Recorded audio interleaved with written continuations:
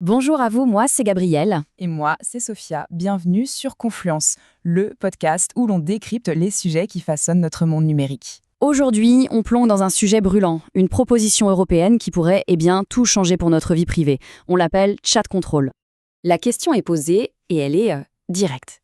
Gabrielle, quand on parle de chat control derrière ce nom un peu barbare, ça veut dire quoi concrètement pour les messages qu'on s'envoie tous les jours sur WhatsApp, Signal ou autre? On va parler du secret de la correspondance. C'est vraiment le cœur du sujet, Sophia. On est face à un véritable basculement. Jusqu'à aujourd'hui, le principe était simple, nos messages sont privés, inviolables. Sauf si un juge, avec un mandat, dit le contraire pour une enquête précise.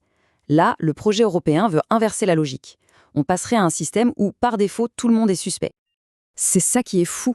Le principe de base est complètement retourné. Ce n'est plus la protection par défaut et la surveillance en exception, ça devient une surveillance constante par un algorithme qui doit valider que nos conversations sont bien innocentes. Franchement, ça change toute la confiance qu'on peut avoir dans nos outils. D'accord. Mais alors, il doit bien y avoir une raison, une justification pour une mesure aussi radicale, non?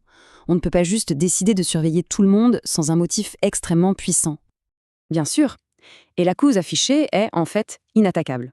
Et tout le monde la partage.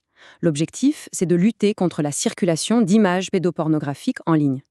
L'idée est d'augmenter massivement la détection de ces contenus pour, évidemment, mieux protéger les enfants. Plus 354%. C'est colossal comme ambition. Comment est-ce qu'il compte s'y prendre, techniquement, pour atteindre un chiffre pareil? Et c'est là, bien sûr, que la méthode devient hyper controversée. Pour y arriver, la Commission veut imposer une technologie qu'on appelle la modération des téléversements ou upload modération. En gros, l'idée c'est de scanner le contenu directement sur notre téléphone avant même qu'il soit chiffré et envoyé. D'accord, alors si on décompose, comment ça se passerait concrètement sur le téléphone de n'importe qui? Alors, imaginons le processus. On veut envoyer une photo de vacances à un ami. Avant même que l'application, disons WhatsApp, ne la chiffre pour la protéger pendant le transport, un autre logiciel, imposé par cette loi, viendrait l'analyser. Si son algorithme estime que tout est OK, que le contenu est sûr, alors seulement la photo est chiffrée, puis envoyée. L'analyse se fait donc avant que le cadenas de la vie privée ne se ferme. On en arrive à la question fatidique, le chiffrement en danger. Parce que ça semble vider de son sens tout le principe du chiffrement de bout en bout. Cette fameuse technologie qui nous garantit que, normalement, seuls nous et notre destinataire pouvons lire nos messages. C'est exactement la critique principale de tous les experts en sécurité. Le chiffrement de bout en bout, c'est une garantie mathématique.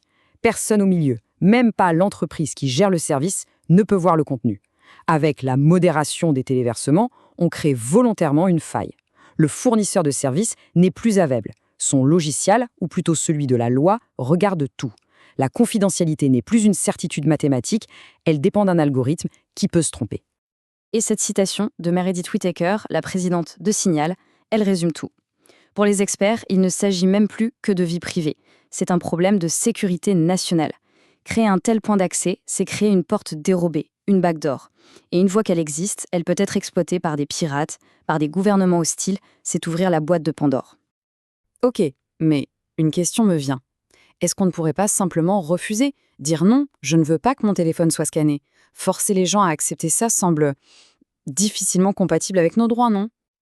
Ah, mais c'est là que le projet est particulièrement malin, diront certains, ou pervers, diront les autres.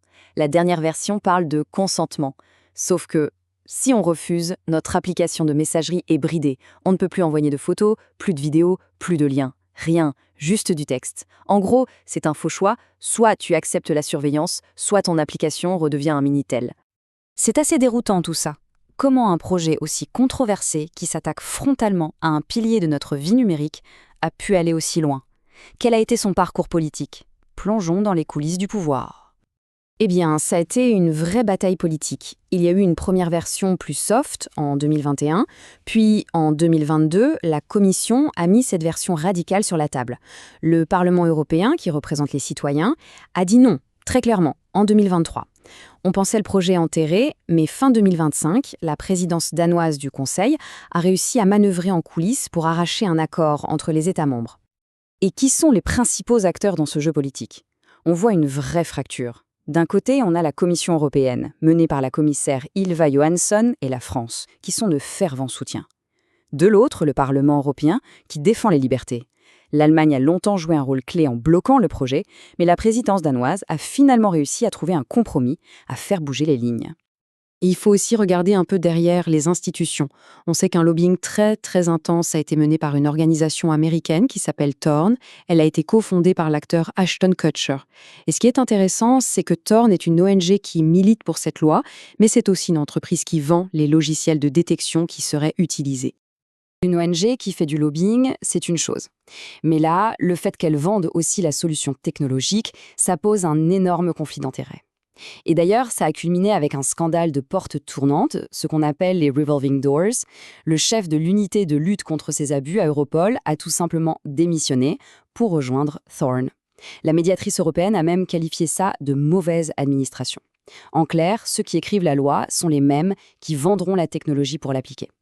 C'est énorme. Alors, sortons un peu de la politique et de la technique. Si cette loi est un jour appliquée, qu'est-ce que ça changerait vraiment dans notre société ? Quelles seraient les conséquences concrètes ? Les conséquences seraient profondes. On parle de l'effet de frisson, le chilling effect en anglais.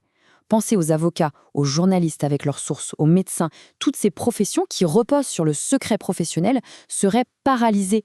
Comment un pédiatre pourrait demander à des parents une photo d'une éruption cutanée, sans risquer de déclencher une fausse alerte dramatique ? Pour tout le monde, l'autocensure s'installerait petit à petit.